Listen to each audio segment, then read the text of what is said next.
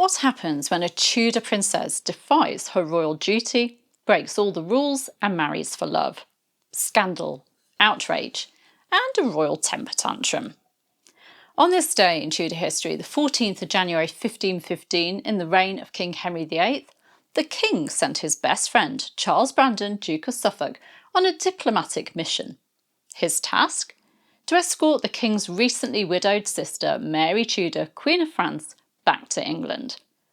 But things didn't go to plan, because Mary and Brandon had a secret and scandalous plan of their own. Let me tell you the story of the royal marriage that infuriated two kings, threatened Brandon's life, and cost the couple dearly. 18-year-old Mary Tudor had been forced into a political alliance that she didn't want. She'd been used as a pawn in international diplomacy, shipped off to France to marry a man old enough to be her grandfather. She had to leave behind her family, her friends, everything, all to marry 52-year-old King Louis XII of France. They married on the 9th of October 1514, and fortunately for Mary, the marriage was short-lived as Louis died on the 1st of January 1515. Before marrying Louis, Mary had made her brother promise that if the French king died, she could marry a man of her choosing. The man she had in mind was Suffolk, the very man sent to fetch her. Following Louis's death, Mary reminded her brother of his promise to her and threatened to enter a convent if he went back on the deal they'd made.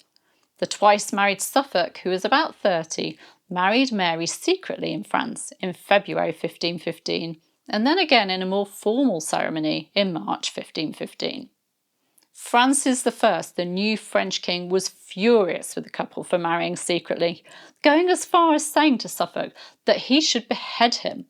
And Mary's brother Henry VIII was furious too. However, Henry and Catherine of Aragon attended the couple's official marriage at Greenwich Palace on the 13th of May 1515, and he did eventually forgive his best friend and favourite sister. His forgiveness, though, was helped by Mary surrendering things like jewels, plate, and half her dowry to him. A hefty price for forgiveness. Despite the scandalous start to their union and Suffolk's past history with women, Mary and Suffolk's marriage became one of the few genuinely happy royal marriages of the Tudor period. They had 4 children together and remained devoted to each other until Mary's death in 1533. Mary Tudor and Charles Brandon's story is one of love, rebellion and risk, a royal scandal that could have ended in disaster, but instead became a tale of true love. It's a reminder that even in the dangerous world of Tudor politics, some people were willing to risk everything for love.